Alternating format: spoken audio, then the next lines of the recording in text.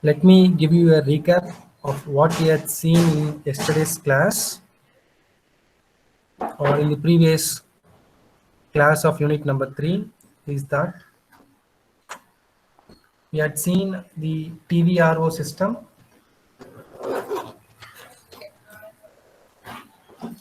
followed by the indoor unit and outdoor unit for TVRO system.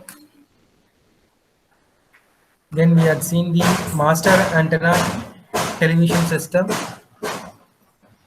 the community antenna television system. Then we had seen the transmit and receive earth station, how it is present, the antenna configuration and its types. So in this session, we are going to see three different topics of unit number 3, which is terrestrial interface, equipment measurements on G by T ratio, C by N ratio, and the ERP with its antenna gain. Let us go into today's presentation.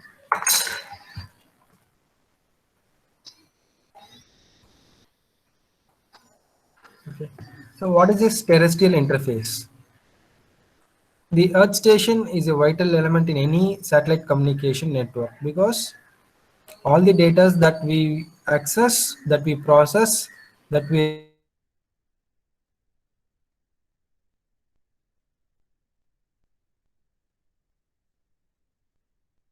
receive the function of the Earth station is to receive information or transmit information. Okay, if a space in space, the satellite, if it is being deployed, the Earth station will transmit information to that satellite, and in turn it will receive the information from the satellite. So this is the major function of a Earth station. And this Earth station, the major transfer of information would be in terms of data. So this acts as a backbone of the satellite network, which is the most cost-effective and reliable manner it is being decoded, and it retains the desired quality of the signal which we transmit. The Earth station configuration depends upon many factors. The design of Earth station configuration depends upon many factors and its location. Okay. And it is being governed by some of this. So the location of the Earth station could be on inland, it could be on a ship in sea, or it could be on a onboard aircraft, in aeroplanes, in aircrafts, or in ships, in navigation, in ocean, and in land. Okay, so these are the three locations where Earth stations can be deployed, and the design will vary depending upon its positioning. Okay, so the factors are the type of service being used, what type of service we want. Depending upon that, we can design what frequency band we are going to use. Depending upon that, the design will vary. Depending upon the function of the transmitter and the receiver, the design of the earth station will vary. The characteristics of the antenna, depending upon omnidirectional, bidirectional, or unidirectional, the type of application or the service, the antenna characteristics will vary from every earth station depending upon its locations.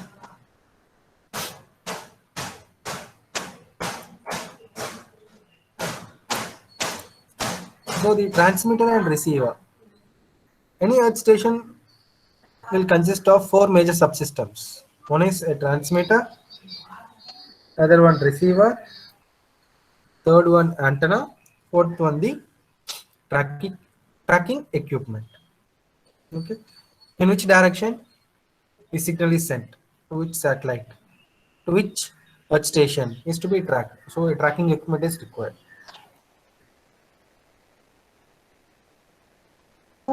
other important subsystems also, which is terrestrial interface equipment, as you had seen in the CATV or MATV, and the power supply for that. Earth station requires some amount of power for operating each and every subsystems. So these are the other two important subsystems required. Okay. So the deployment of the Earth station on the Earth, either in land or sea or in aircrafts, depends upon the following parameters. One is transmitter power, how much amount of power is being transmitted. Next one, the choice of frequency, in which band we are going to transmit. The gain of the antenna gain is to be considered. Antenna efficiency, antenna pointing accuracy, at the noise temperature, either in systemic level or in satellite level. All this has to be considered.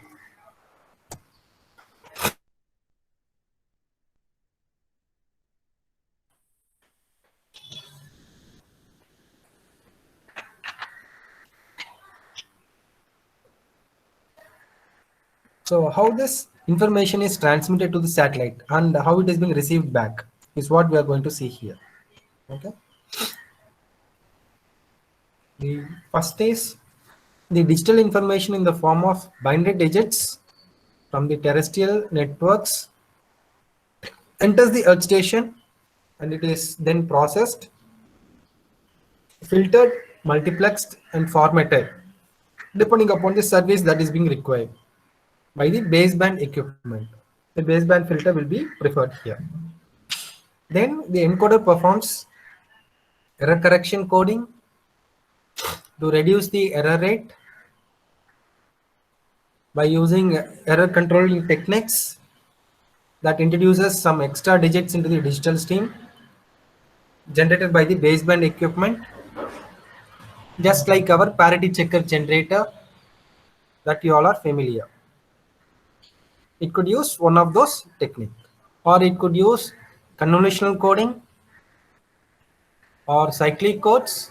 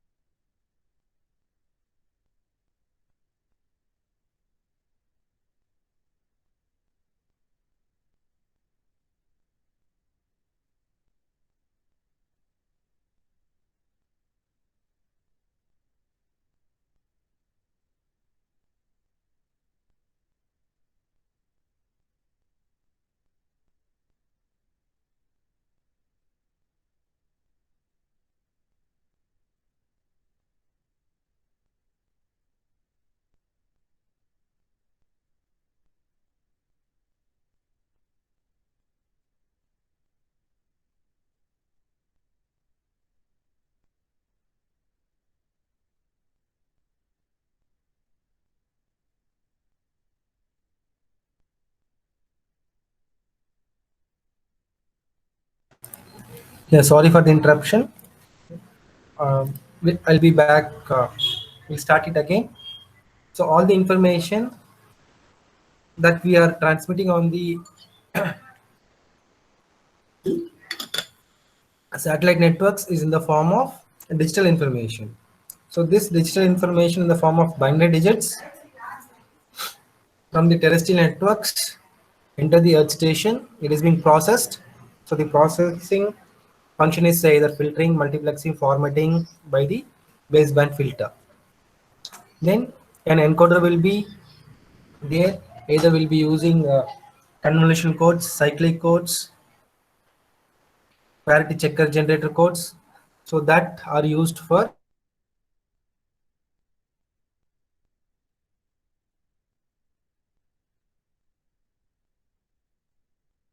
digits carry information.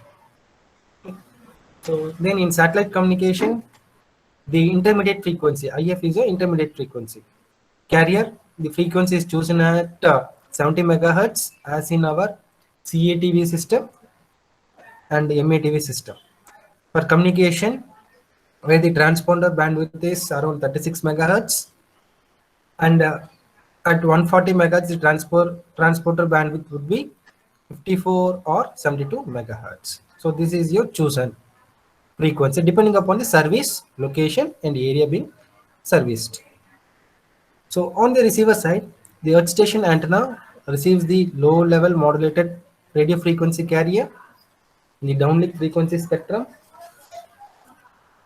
Then the low noise amplifier or the LNA is used to amplify the weak received signals and improves the signal to noise ratio.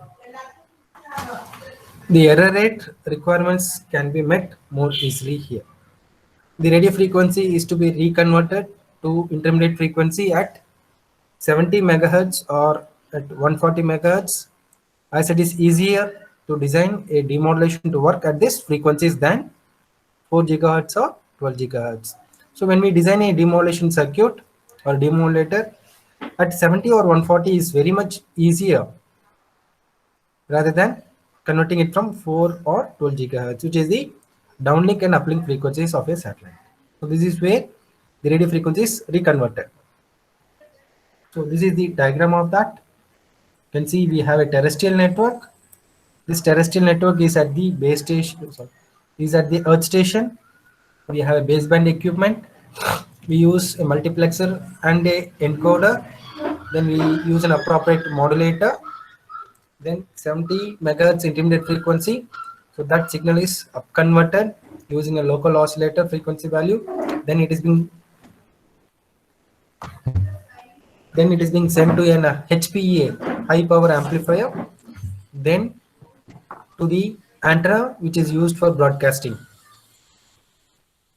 at the earth station. So the same antenna can act as your receiving also. So then at your receiver will be having a tracking equipment that will track the signal from which satellite we have got this information, to whom I have to send this information. Then we copy to the low noise amplifier for sending it to the terrestrial network. So low noise amplifier will be always used only at receiver, keep in remembrance. Then we have the down conversion principle, same type of local oscillator that we had used a transmitter will be using at receiver. Then down converting it to 70 megahertz frequency, which is intermediate frequency. Then we'll be using a appropriate demodulator circuit, a demultiplexer decoder, and sending it to the baseband equipment, then to the terrestrial earth station. So these are the different subsystems that are being deployed with and terrestrial interface network. So the demodulator would estimate which of the possible symbols was transmitted based on observation of the received of the carrier. The decoder performs a function opposite that of the encoder. As the sequence of symbols recovered by the demodulator may contain errors, the decoder must use the uniqueness of the redundant digits introduced by the encoder to correct the errors. and recover information bearing digits. Then the information stream is fed to the baseband equipment for processing of the delivery of terrestrial networks. The tracking equipments track the satellite and align the beam towards it to facilitate communication. So what is present in the tracking equipment is what we are going to see. Earth station tracking system. Tracking is essential when the satellite drift as seen by an Earth station antenna is a significant fraction of the Earth station antenna's beamwidth. So the Earth station tracking system is required to perform some of the functions like satellite acquisition, automatic tracking, manual tracking or program tracking of the satellite as well as the Earth station's information. Next is the antenna system. The antenna system consists of a feeder, a reflector, a mount, and a tracking system. So let us see what does this feeder consists of. So the feeder, along with the reflector, is the radiating or receiving element of an electromagnetic waves or your radio waves. The reciprocity property of the feed element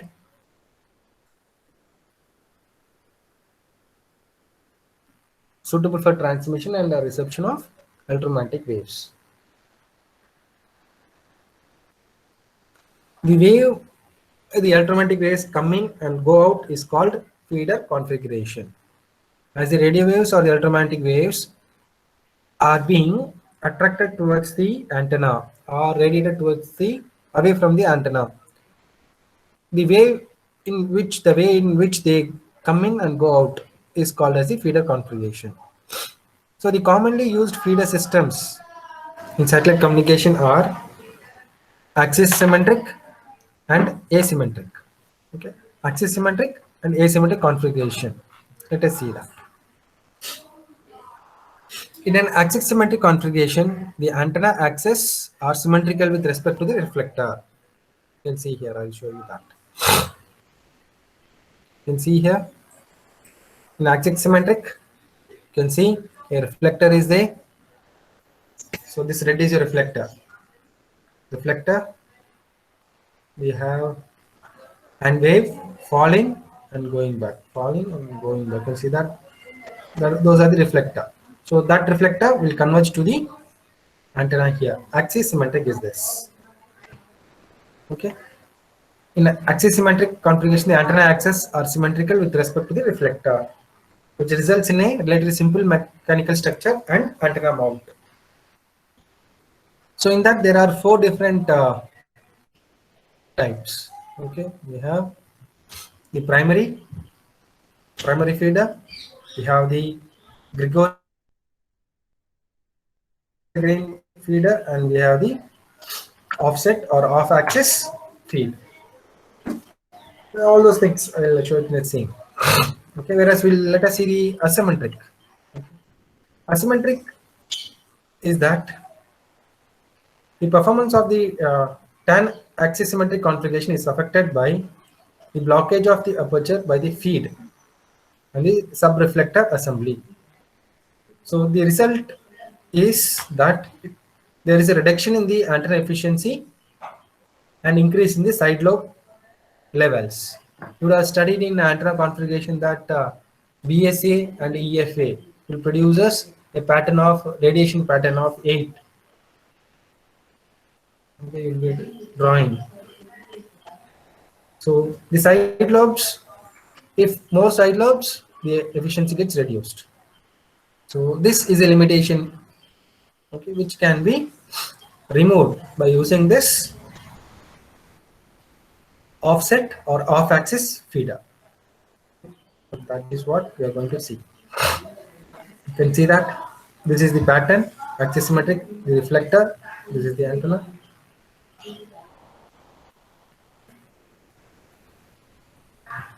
We have the Gregorian plane, we have a concave, secondary reflector. Whereas when you see Cassegrain, we have a convex secondary reflector.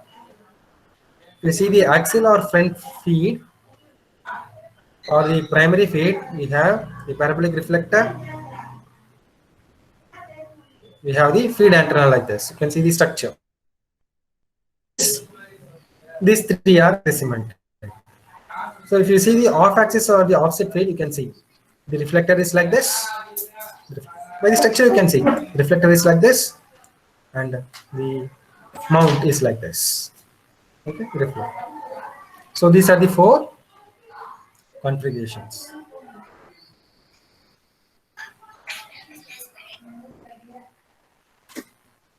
When I have a view on this four, then I'll proceed for the next. Any queries? Type in chat box.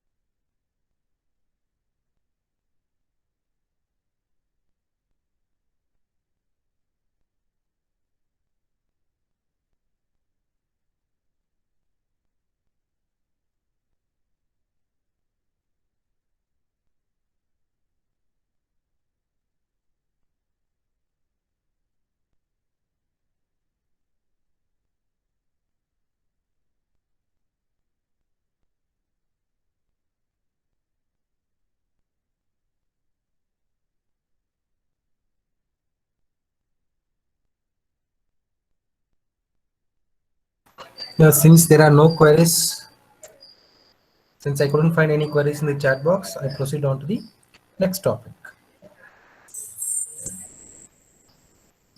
So after the axisymmetric and asymmetric configuration of the antenna, let us see the reflector, how and how this reflector are present. What is the need for a antenna reflector?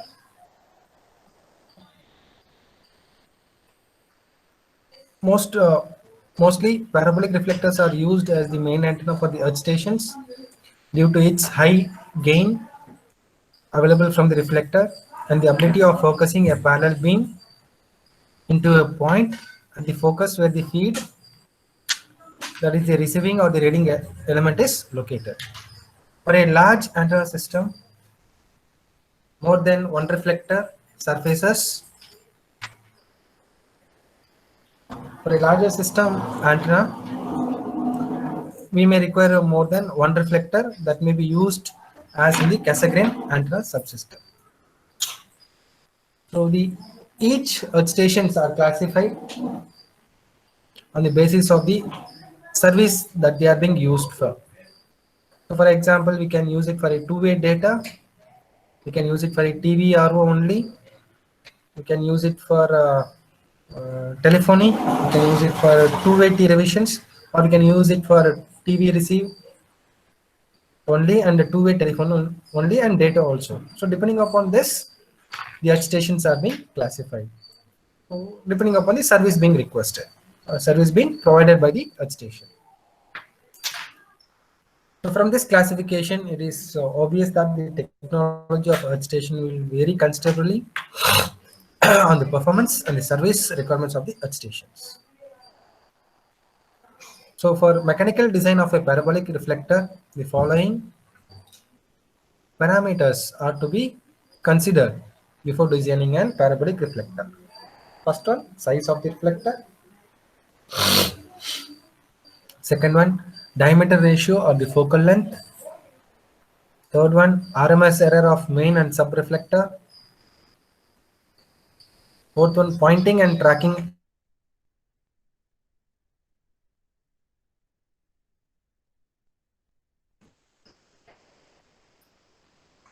Next, type of mount, and next is the coverage requirement.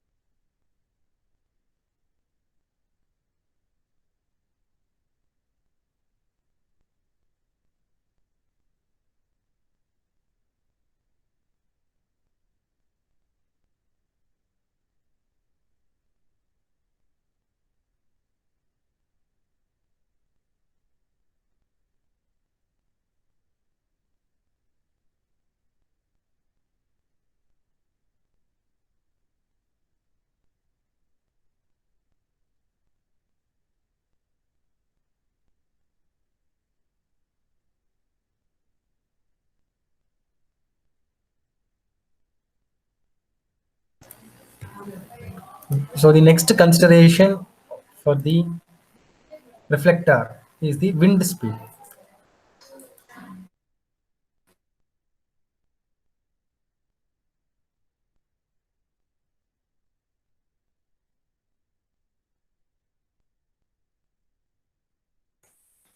The flow of air will be, or flow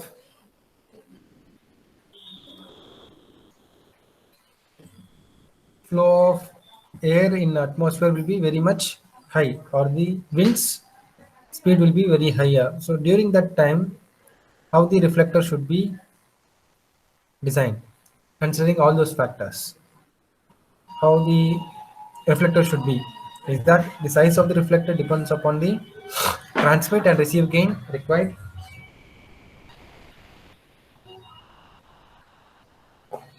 The size of the reflector depends upon the transmit and receive gain.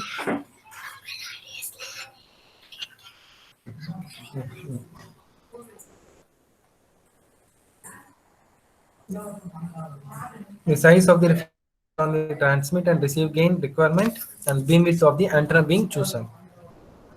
The gain is directly proportional to the antenna diameter, whereas the beam width is inversely proportional to the antenna diameter. So for a high inclination angle of satellite, the tracking of the earth station becomes necessary when the beam width is too narrow. The gain of the antenna is given by gain is equal to eta 4 pi A effective divided by lambda 2.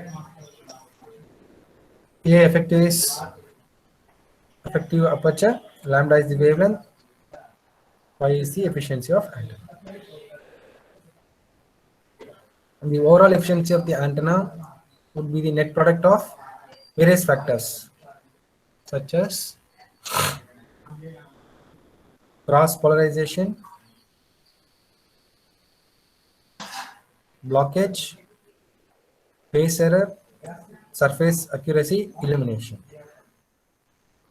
In the design of feed, the ratio of focal length with the diameter of reflector of the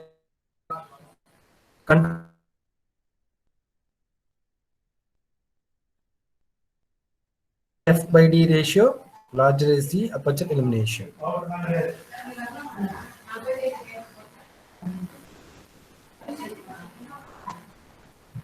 Next is your antenna mount. The type of antenna mount is determined mainly by the coverage required, tracking requirements of the antenna.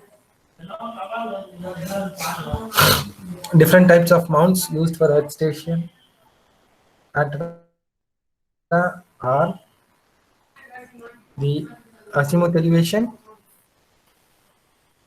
consists of primary vertical axis, rotation around the axis that controls the azimuth angle. The horizontal axis is mounted over the primary axis, providing the elevation angle control. Then we have the XY mount. So where X is the horizontal, Y is the secondary, vertical, and are at right angles to each. So the movement of around this axis provides necessary steering. Next is the antenna tracking system. The tracking is essential when the satellite drift, as seen by an earth station, is a significant fraction of the earth station antenna beam width, where the earth station's tracking system is required to perform some of the functions such as this satellite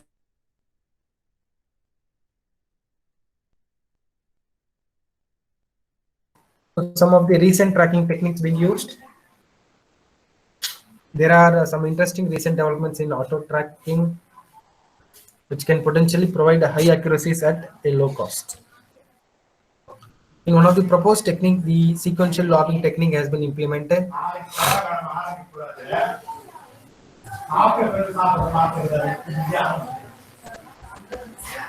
The sequential lobbing technique has been implemented by using rapid electronic switching of a single beam, which effectively approximates simultaneous lobbing. It is a recent tracking system being deployed in most of the satellites. Next is the next topic is the testing equipment. How to measure the G bar T ratio.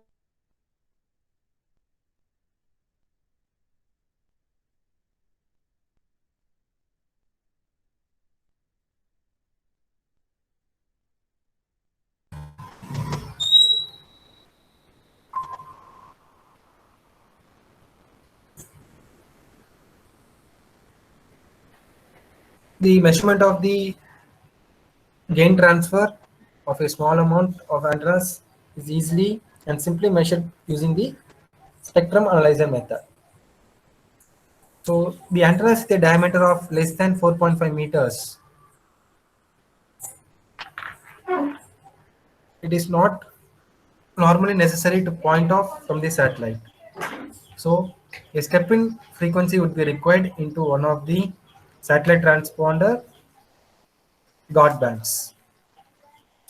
However, antennas with the G-bar-T ratio sufficiently larger to enable this station to see the transponder noise floor, whether a step-in frequency into one of the satellite transponder guard bands or in an azimuth movement would be required. So the test signals of the satellite can be provided from an SES World Skies beacon. So this is the structure for measuring your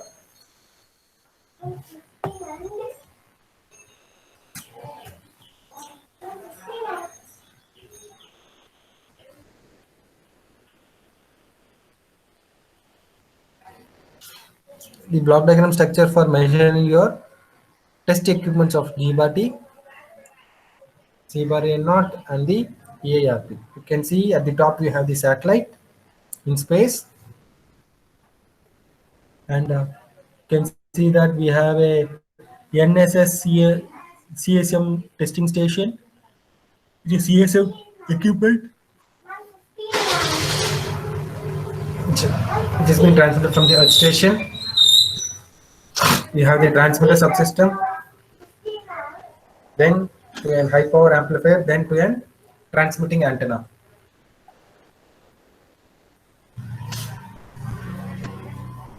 Then the signals are transmitted to satellite in space. From the satellite, it goes to the receiving satellite here. Then it is being down converted. It is given to low noise amplifier LNA, then to the receiver subsystem. Antenna is to be tested for all these parameters.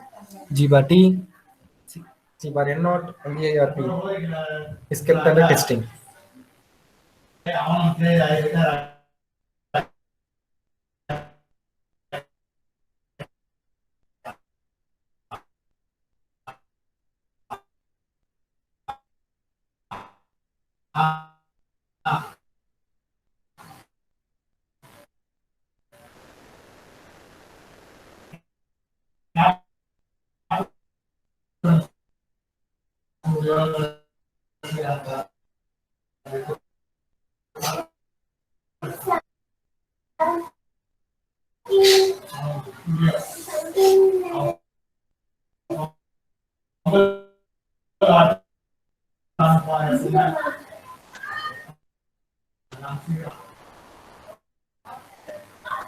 So, what is the procedure to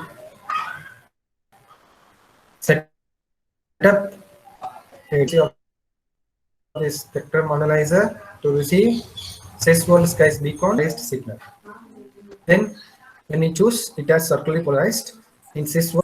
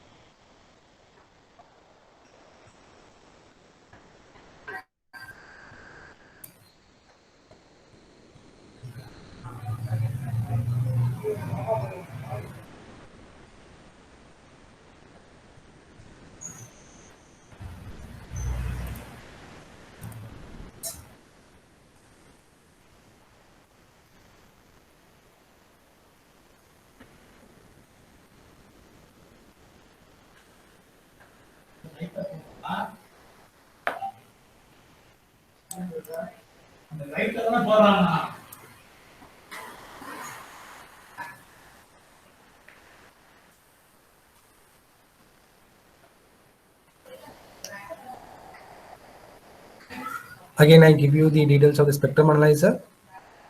The center frequency should be adjusted for beacon or test signal frequency. Using a marker, we need to pick and mark the center function.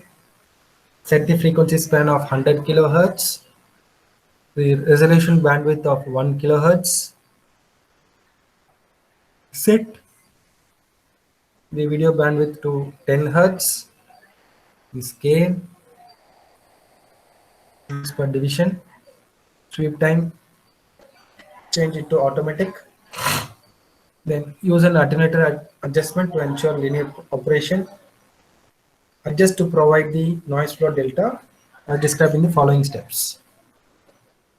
So in order to have best measurement accuracy during the following steps, adjust the spectrum analyzer reference level so that the measured signal, the carrier or noise, is approximately one division below the top line of the spectrum display, such that you can measure it with better accuracies. Then record the frequency and frequency offset of the test signal.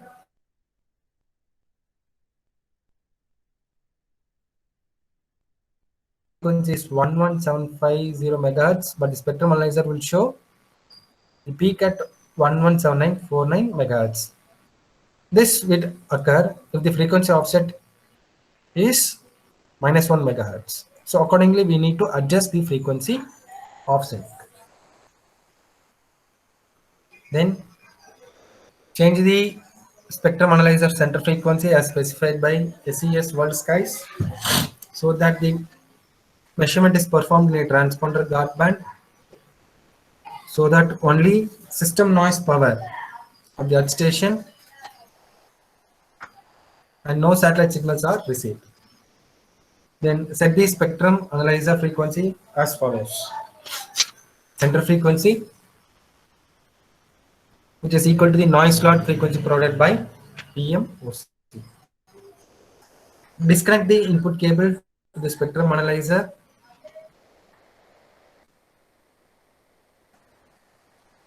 And confirm that the noise floor drops by at least 15 decibels, but not contribution has a significant effect on the measurement. So an input attenuation value allowing a noise floor delta in excess of 25 decibels. I have overloading the spectrum analyzer's input. Then reconnect the input cable to the spectrum analyzer. Activate the display line on the spectrum analyzer. Carefully adjust the display line to the noise level shown on the spectrum analyzer. Record the display line level. Then adjust the spectrum analyzer center frequency to the test carrier recorded by step number E. Then carefully adjust the display line to the peak level of the test carrier on spectrum analyzer. Record the display line level.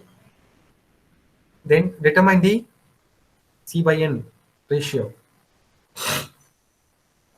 the difference in reference levels between step L and J. So that gives the value C+N/N. Then change this C+N divided by N to C/N by the following conversion formula. So this is the conversion formula. 10 log to the base 10, 10 power C+N divided by N divided by 10 gives you C/N ratio. So this is how to find C/N measurement of a satellite frequency. Okay. After that, calculate the carrier to noise power. So C/N0 can be calculated by the formula C/N, which has been obtained just now minus 2.5 plus log to the base 10 RBW into SCA correlation measured in decibels. So there is a 2.5 decibel figure corrects the noise power value, true RMS power level, and the SA correlation factor is taken into account with the actual resolution filter bandwidth. So with that we can calculate the G by T ratio also. So the G by T can be calculated by G by T minus C by N naught minus EIRP, downlink EIRP measured by the PMOC measured in decibel watts minus a correlation, then plus FSL plus A minus 228.6. This is the formula for finding that.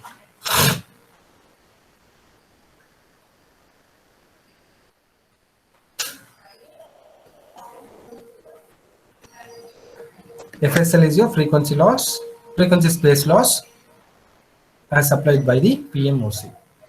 LA is the atmospheric attenuation supplied by PMOC. What else is missing? Yeah. A correlation is aspect correlation supplied by PMOC. Then repeat the same procedure several times to check the consistency of the result.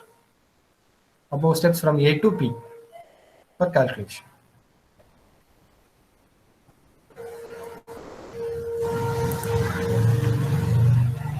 So any queries till this, you can type in chat box. Then I'll proceed the next topic, antenna gain. Any questions, you can type in chat box, please.